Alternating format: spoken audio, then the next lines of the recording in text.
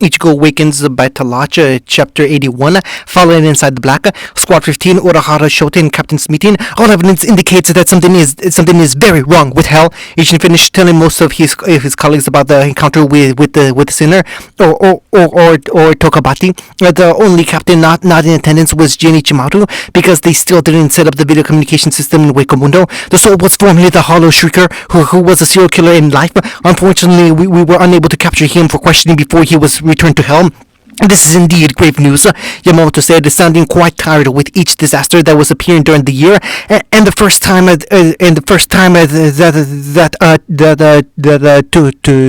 Togabito managed to escape his bonds and make his way to the world of the living. He gave a pause to think about the next course of action the Gotai should take while the rest of the captains continued to talk. Shrieker was weak hollow on his own, but clever with his abilities and minions.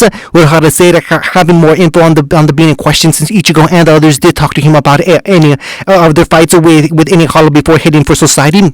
From the sound of it, he may have gained an 80% increase in power from a rough estimated guess. On top of an enchantment of his base abilities, whoever is really pulling these strings is dangerous. You suspect that there are more?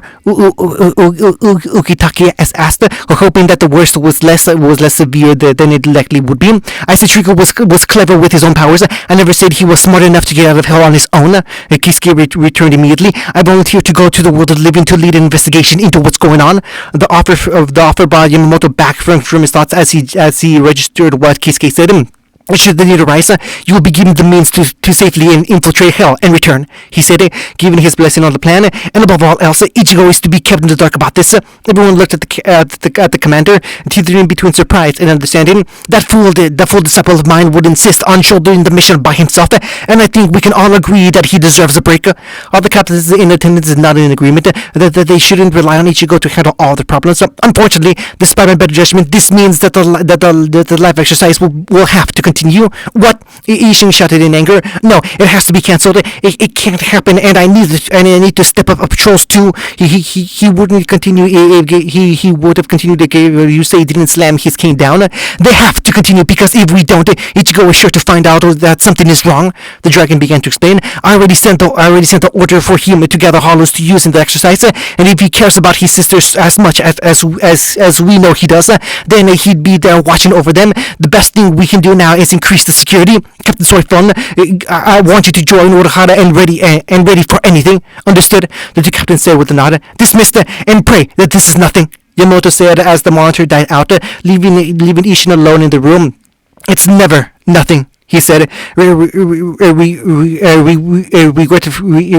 regretfully as he prepared for tomorrow with Ichigo Wakemundo. And there, the king said, finishing on note that told his concubines to try to strengthen themselves. Lolly and Melanie were currently still asleep, clinging to each other for comfort after Ichigo left the bed. He stretched himself as he made his way out of the royal bedchambers and out to the commons area of Las Noches. He appeared at the edge of where Jin was with a set of 10 cages no bigger than a building and holding the chosen cannon fodder. Is this all of them? He asked as he reached Jin's side.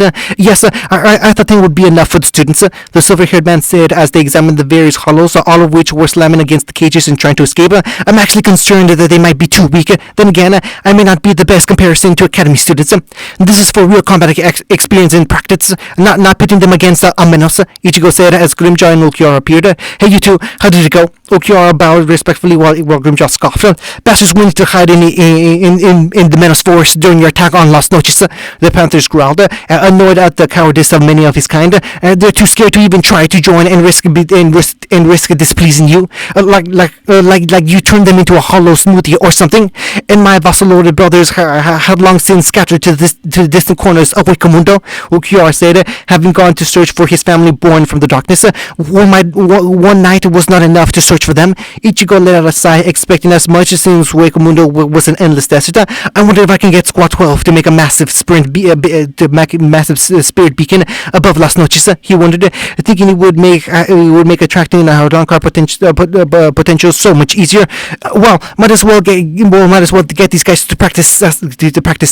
Ichigo then flicked his wrist, creating a garganta, while Grimjaw and Ulquiorra wordlessly began to carry the cages cages with him. Wait, you're coming with me? He asked, surprised by the two. More for your sisters, Ulquiorra answered as they continued to drag in the cages along with heavy chains. I shudder to think of what would happen if they were hurt and you acted them. You don't use a gran deseo to destroy an act. Grimjaw chimed in. Why should you fight these runs? The trio entered the world of living, quickly sensing where the training exercise was being held. They soon flashed to the side outside of the city limits, just as the instructor had finished telling the students what to expect. Using Carmen standing with Ishin, Kisuke, Soifone, and most of the officers of Squad 15 pouting but paying very close attention. Recently, however, Captain Commander and Headmaster of Chino Academy decided to put up the difficulty of this course. Instead of dummy hollows, you will be fighting the real things. Grimjaw Ulquiorra chose that moment to toss the cages towards the students and shoot several balls to free the hollows. There was filled with cries of hungry hollows as the instructor and class returned to the beast. Good luck, he said, prompting the braver students to charge forward. Everyone watched in mild interest as the students fought the hollows, half of which were soon exercised, while the other half were proving more difficult. I can't remember when I had trouble with those hollows, let alone when Yuzu did it, Ichigo thought as he remembered how far he came from that timid child he was. He was brought out of his thoughts by a sudden gust of wind, acting like a pulse that echoed throughout the area. The hybrid looked to where the wind came from along with Ulquiorra. A quick glance covered the message between the two, with Uryu and Soifon coming up to join them. They turned to Grimjaw, who gave a dismissive wave of his hand, all but saying that he keep an eye on the twins. With that, the group they departed to search for any clues. Kurukura town. Hours later, the day was almost over, and we still haven't found anything. Ichigo thought to himself, still remaining cautious as experience made him wiser. Something is out there, but where? It wasn't too long before Uryu appeared at his side. Any luck, Uryu? He asked as his cousin gave him a stern look. Ichigo, return to Soul Society, he ordered, exercising what authority he had over Ichigo, since he was now a lieutenant, while Ichigo was the fourth seed of Squad 1. Yamato contacted us recently, ordering your return.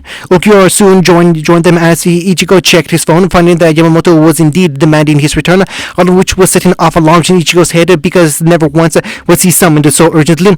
Uryu, what's happening? The hybrid demanded, and not even looking to add Uryu or Ulquiorra, the latter of whom had his attention elsewhere. Something like this has never happened before. What did I miss? He demanded, now glaring at the Quincy. What is going on? Ichigo growled, seeing the strain of keeping secrets in Uryu's eyes. Kurosaki, you followed the head captain's orders, Soifon sternly said, while Uryu tried the calmer method. Ichigo, he started before Ulquiorra interrupted. Attackers incoming, he said ever so stoically. The trio turned to see three black cloaked figures with masks flying towards them. One was so rotund it was like a ball with hands and feet. Another was a giant of a man with thick hulking arms. The last seemed like a normal figure. That one dashed ahead of the other figures, and when he got closer, four tendrils burst from his back and consumed the Quincy. Before Ichigo could react, Ulquiorra cut the tendrils off of the figure and kicked him away. The other two larger guys were closing in as Ulquiorra shot them point blank with the zero. The pair were pushed back a good 20 meters before the round guy absorbed the energy. Minty, the figure said with a slimy hiss to his voice. You missed the target. He turned to the figure that had the tendrils, now holding a tiny Uryu doll. You only had the one shot. Then we'll move to plan B as intended. The man holding the doll said as he punched the Uryu doll, knocking Uryu's own head back. Personally, I wanted my revenge. He began crushing the doll, earning pain screams out of the Quincy, and prompting Ichigo to act, only to get intercepted by the giant figure. Ulquiorra kicked the giant aside, while the fat one shot a barrage of pink energy bullets, prompting the duo to dodge. These guys are the source of the disturbance, Ulquiorra said to Ichigo as they weaved around the onslaught. But apparently, there's another group that's attacking the training site. The hybrid's eyes widened as he understood what's happening. Go, we've got this, he said, and shooting his sword, going on the offensive. Ichigo disappeared in a flash, with Soifon chasing him, while Ulquiorra used his sonito to get in front of the one crushing Uryu. Hello, Sailor Ropo. He returned the return of the long car stopped in shock. Ulquiorra's sudden appearance and recognizing a former ally. Before he could do anything else, a beam of light sliced through his hand and it made him drop the doll. As it fell, Uryu shot out and recovered his voodoo self while the other two tried to follow Ichigo before Ulquiorra blocked the path and enclose Murcielago. He said, transforming into his version. You annoying little ants! The fat guy growled as light exploded behind them, revealing Uryu in his full standing. Go ahead, that won't help, he said, giggling with confidence while Salaropo was shaking in fear. No, not that again, he screamed in panic, remembering every feather that tore him to shreds. No! He turned and ran for his life, heading straight for Ulquiorra. Aim for the mask! Uryu called out as he gathered more reishi for his wings. Ulquiorra immediately shot a bullet directly at Zeli's mask, revealing the terrified Anankar.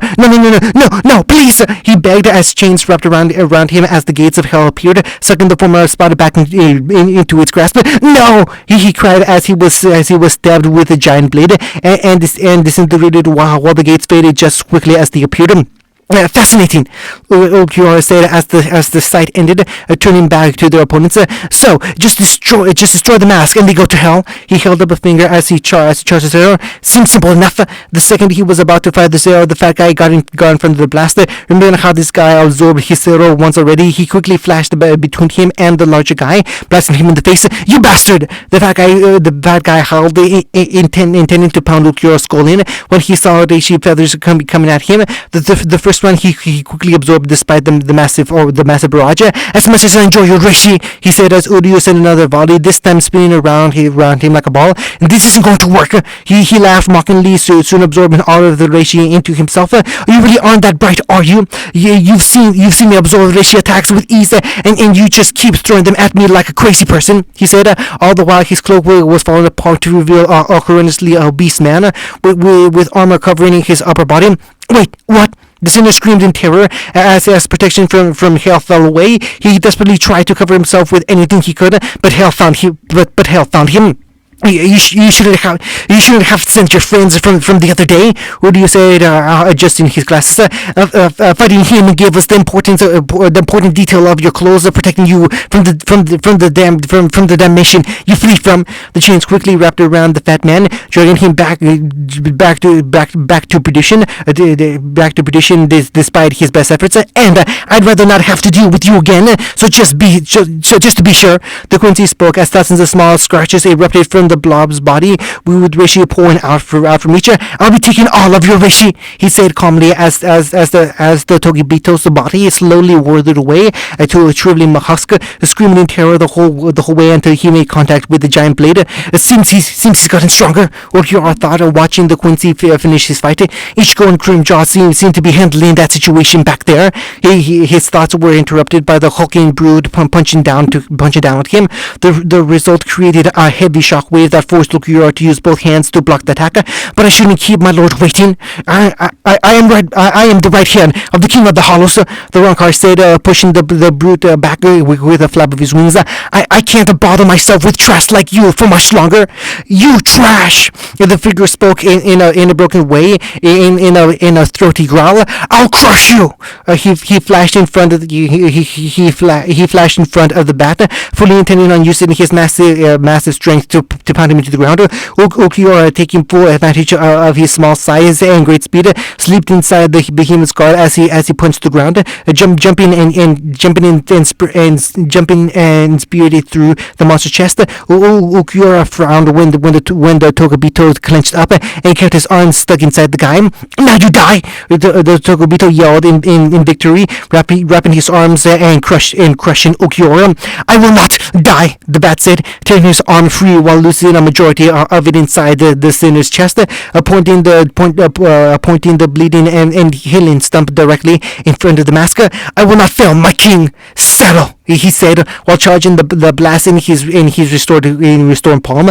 The sinner barely had the chance to flee before his head was destroyed, along with his entire body. The only sinner to be blasted back to hell and silent while it happened, fully healed. Ulquiorra turned to Uryu. You need to explain a few things. Back with Ichigo. The hybrid returned to the training grounds with all haste, finding 4 more cloaked figures fighting his father in Grimjaw, with everyone else being located behind Orihime's barrier. As Kisuke was gathering data in his own restriction, the Panther was able to hold off the two he was fighting. A figure with a long mask, while the other wielded a large black three-pronged glaive. Ishin was in his shikai, fending off another fire user, and the figure with tentacles before he charged forward. Soifun soon appeared by Ichigo's side. Before you go, here's what you need to know, she said, knowing that getting Ichigo to leave was impossible now. Their innocence from hell and their clothes are the only thing keeping them here. Ichigo merely nodded in understanding before dashing forward. As he was, Grimjaw was caught in a deadlock with the glaive user, while the taller figure was closing in behind him and ready to cut the Panther down before he could overpower his opponent. Wordlessly, Ichigo shot 2 bala at the sinners, forcing them to dodge with the glaive user having to let go of his weapon. He tried to grab onto the cord that was attached to it, but Grimjaw already had it in his grasp, slamming the blade into the taller figure's head and shattering a glass tank to reveal the 2 skulls of the Rionero, and thrusting the handle into the stomach of the other. Now with only one opponent, Grimjaw bore a savage grin as he grabbed the figure by the throat and began mercilessly beating him. It was probably more fair when he was outnumbered, Ichigo thought as he continued towards his father, not even sparing a glance as the gates of hell opened to pull the 2 skulls back into its depth, and not noticing the figure that came out of them. Ichigo flew towards his father, grabbing the pyromancer by the face and throwing him into the ground to gain some distance away from the two. Damn it! The figure growled as he charged at Ichigo with jets of flames pouring from his hands. Ichigo unsheathed Kyokutsuketsu and blocked the attacks. If we can't get your sisters, I'll just drag you to hell with me, he roared, opening the hole behind Ichigo and desperately charging forward. The tentacle figure witnessed this and went to assist his ally, only to get intercepted by a figure in white with a black sword. Who are you? He demanded while Ishin threw Getsuga Tensho at him. He barely dodged while Ichigo avoided his own adversary, letting him dive back into hell. A portal of flames appeared next to the tentacled man with the same pyromancer inside. Gunjo, we're ready to regroup, the man said quickly, making the now named Gunjo hesitate before following his master. Ichigo glanced to the portal of hell when the white man came to his side. As much as I like seeing those people not get their way, I felt a little useless, he said, moving his black head cloth to reveal more of his face. But this won't be the least you'll see of. He was caught up when Ichigo slammed the hilt of Kyokusugetsu into his chest. The sudden strike knocked the air out of him and left his ears ringing. Seeing the Sanpakuto's pulse before everything went black. Squad 15 barracks. The squad put the man in white and the man with the glaive in a pair of holding cells, specifically one that would cancel out the pull of hell, while Urahara and Soifun were ready to interrogate them. Ishin was getting ready to send the class and his daughters back to society for their own safety, since the figure explicitly targeted them. Ichigo, meanwhile, was having a disagreement with Yamamoto. Something is going on that suggests that something is extremely wrong. In hell, the harshest place anyone can go to, with people that were targeting my sisters. And you want me to return to Soul Society? He asked, not happy about being sidelined after everything else he managed to accomplish. Arrogance is the ultimate failing of any warrior, Ichigo. The dragon returned to his student. I believed you would have learned that when you struck down Aizen. You have enough burdens on your shoulders for now, my student, he said, adopting a gentle tone. For now, let's return our focus on your lessons. The situation in hell will be handled. You have my word. I expect you back soon. The feet cut off, leaving Ichigo with his thoughts and Grimjaw. So this is mean you want us to return to Wakamundo? The Panther asked, not seeing much point in hanging around if the situation was already handled. You might as well, Ichigo conceded, ready to open a garganta to society, when glittering dust flowed into the room and descended upon the pair. Soon their minds were filled with Ulquiorra's memories of the interrogated Kisuke and Soifun held with the pair. The man wearing a white was called Kokuto and was open with everyone, while the other man refused to talk. Aside from demanding Kokuto's silence, he explained that the cloaked figures were were a radical and desperate group that found a way to sneak out of hell and planned to use Ichigo to destroy the gates of hell, and most importantly, that they would never stop. We really need to get Yuzu and Karin able to protect themselves.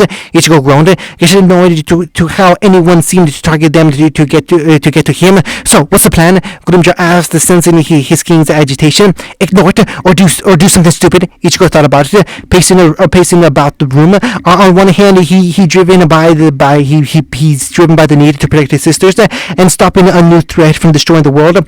Again, and on the other, there were other entirely capable Soul Reapers that could take care of the issue instead of him.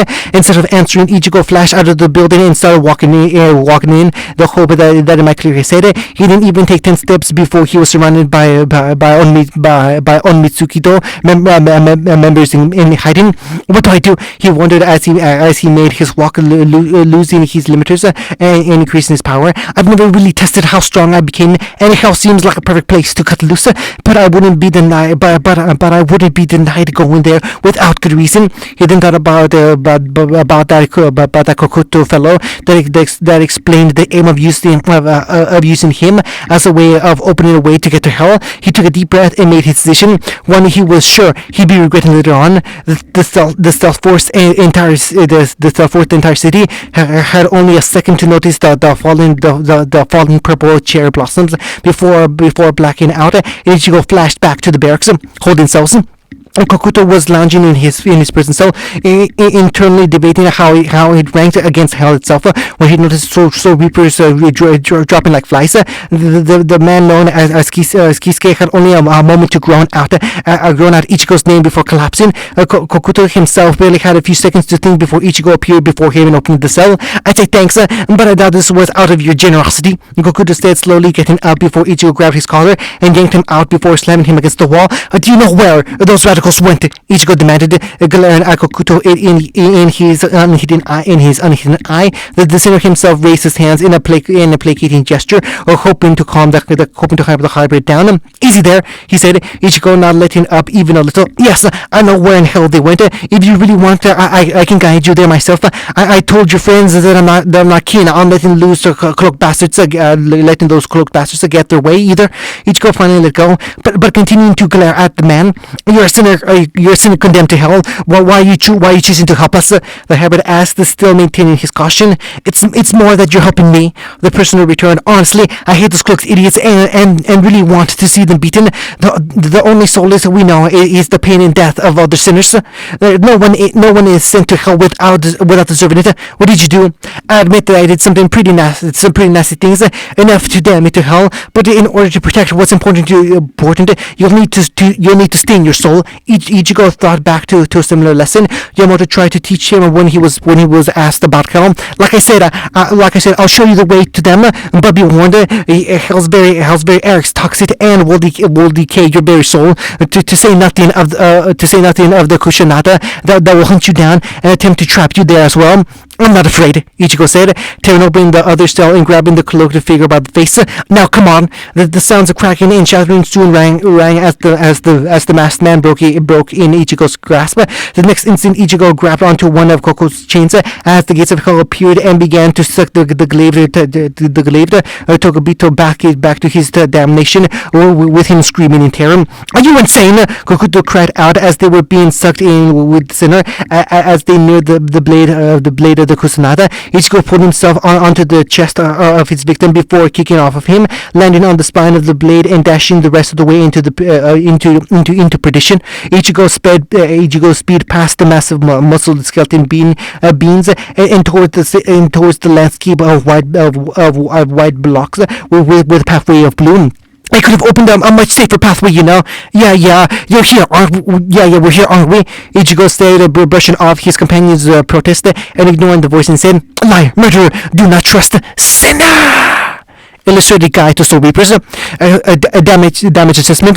The two have broken bones from the sudden falls, and finally Ichigo ran off with the sinners and is now in hell. Urahara reported to the stone-faced Yamamoto, whose expression did not change the entire time. On one hand, it's impressive he managed a citywide Hakufuku spell. So So kudos to him. Again, Ryusei stayed silent, making the scientist more and more uncomfortable. Meanwhile, Inamoto said, I'm going to kill that damn disciple of mine, was the only thing he had. Checking back with Mayuri, the deranged lieutenant of Squad 12 was banging his head against the desk of Urahara as Urahara came in, disappointed that the stupid experiment was the one that worked. No, disappointed that I can't dissect that Togabato.